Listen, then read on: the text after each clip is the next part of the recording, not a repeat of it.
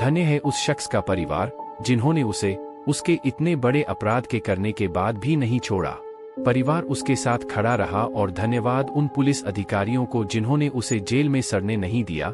दोषी serial killer ripper Jainandan एक परिवर्तित व्यक्ति है।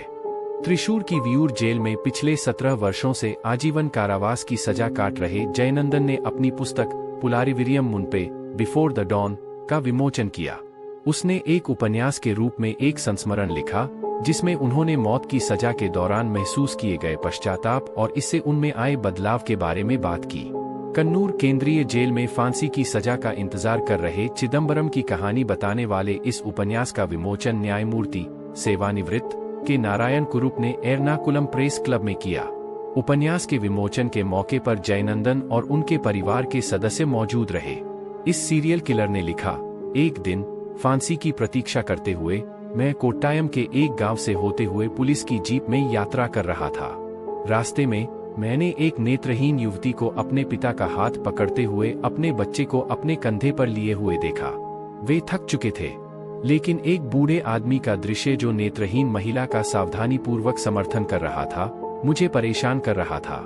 मृत्यु की प्रतीक्षा कर रहे एक व्यक्ति के रूप में उस दृश्य ने मुझमें जीवन के बारे में कई विचार पैदा किए और मुझे उपन्यास लिखने के लिए प्रेरित किया।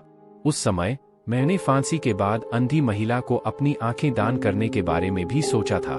56 वर्षीय दोषी को हाल ही में केरल हाई कोर्ट ने समारोह में भाग लेने के लिए एस्कॉर्ट पैरोल दी थी।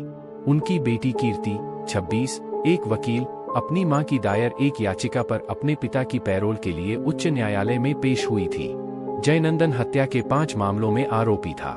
बाद में उन्हें 3 मामलों में बरी कर दिया गया और 2 में दोषी ठहराया गया। 2 मामलों में से एक में निचली अदालत से परे अपील नहीं देखी गई।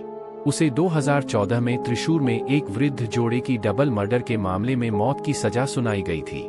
हालांकि केरल उच्च न्यायालय ने 2016 में मौत की सजा को आजीवन कारावास में बदल दिया।